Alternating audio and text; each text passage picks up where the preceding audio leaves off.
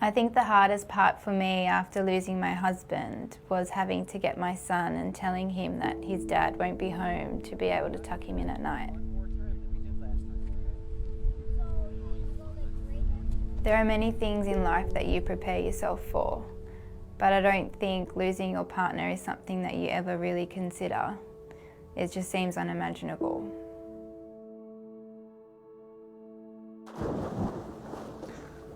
I used to be an all-star athlete as a teenager. I used to play rugby league, swam, water polo, the lot. I looked after myself. Even now I can hear my old mum saying, "Alan, eat your veggies." So when the doctor told me I had advanced lung cancer, it was a real kick in the guts. It's something I wouldn't want to wish on my worst enemy. It was just awful.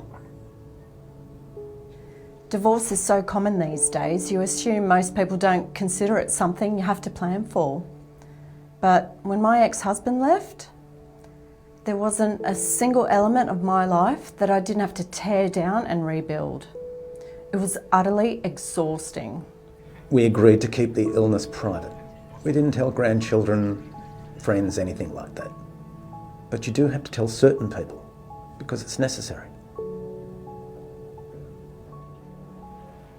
When it came to dealing with our joint account, the last thing I wanted to do was sit down with a stranger and discuss documents and fill out forms. It's hard enough to say his name without breaking down. It's just too hard. Just the embarrassment of it all. It was utterly crippling. It took their time. They moved at a pace that suited me. Gave me a chance to do things when I was ready. They showed such patience. The tone they set really blew me away. It's like being with a close friend. A warm and considerate voice, but also just someone who was willing to listen. Even just the small things like offering a glass of water or a tissue. It seemed as though everything was done on my terms, my timetable. It might sound strange, but they made me feel like that little room was mine.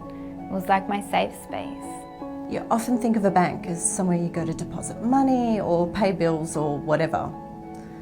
But when I was at my most vulnerable, they helped me regain a sense of control of my life. And it honestly felt like a sanctuary in that moment. Now in the end, I know everything's going to be taken care of. I can enjoy the time that I've got left, knowing that my family's financial situation is safe. Every day it feels like I'm holding my breath, but it's nice to see a friendly face. Life can be extremely uncertain, and when the worst circumstances arise, we need to be prepared to adapt our working practice to accommodate the needs of our clients. Sometimes these needs might be vocalized, but other times we need to be thinking for our customers. Showing empathy is a skill that is seldom taught, because it is anticipated that we connect with each other on a human level instinctively. Whether we are dealing with a tragic situation, such as a bereavement, or something much simpler, like a customer having a bad day, it is our responsibility to ensure that we are always offering a level of service that inspires understanding, patience, and consideration. As you go through your daily duties and come into contact with clients and colleagues, try to remain present in those exchanges. By paying attention and listening, we can adapt our behaviours to ensure sensitivity to the needs of others. You don't know the impact that you're having, and when they come back and give you the feedback, then you do feel quite touched by what you did at some point in time and help somebody. Any human being without the capability of showing or acting on empathy is not really that human at all. It kind of comes very naturally for me. If someone is telling me something bad has happened to them, I automatically feel there's a response inside of me. I kind of resonate and say, if that happened to me, I would be very sad. And then I want to help this person and make their lives better. If you're putting yourself in their shoes and really putting yourself in their shoes and feeling, how does it feel to have experienced that person's problem?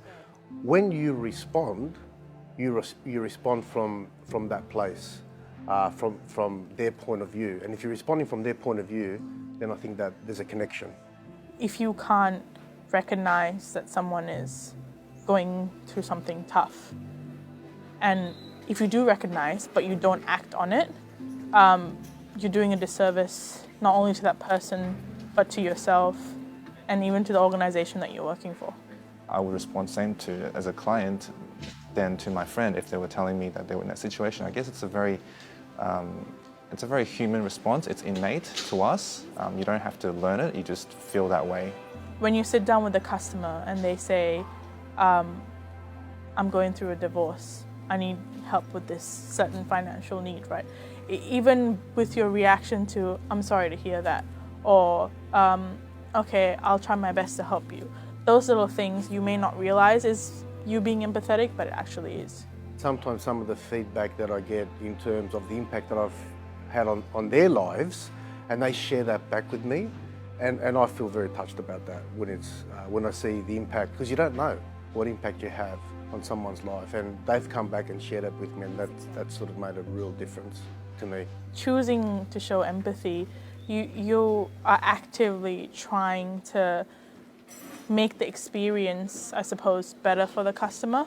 If you take away the empathy, you take away the human element, that would not be a good thing at all. There may be no magic formula to teach empathy, but our goal should always be to alleviate and avoid contributing to challenging situations.